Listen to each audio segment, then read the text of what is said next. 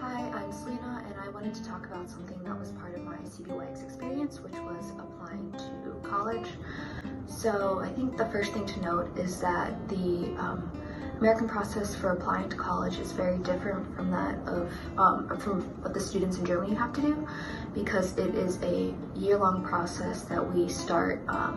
in the fall of our senior year, so usually in August. For students who are applying to the early deadline, it can be a super stressful time in September and October, because the application consists of writing a large essay, which is usually 650 words, sometimes two of those large essays, multiple smaller essays that can range from 100 to 300 to sometimes even 400 words, and having to take standardized tests, but also having to speak with their teachers and their counselors and their schools back home for recommendations and making sure that all the paperwork gets done in time. And although it may seem like we are done with applying to college in January because that's when everything is due, at that point students kind of shift from the actual college applications themselves to applying for grants and scholarships and ways to pay for their American education. So in the US,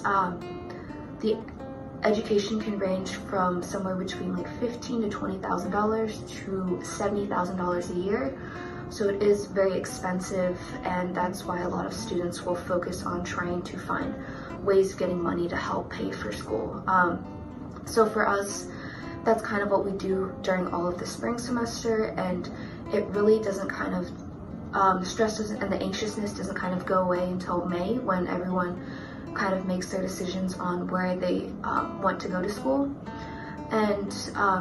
as a host family, if you are interested in the process and kind of what the student is doing, I would say don't be afraid to ask of like why they need to write essays or what kind of things they're writing about. It is definitely a very personal experience, and for some students, they may not get into their dream schools or schools they really hoped to go to, so it can definitely be a very hard time. So I would say definitely give your host students some space, especially if you know that those dates are coming up. But I would also say make sure that they know that like you're there for them and that you are also a support system.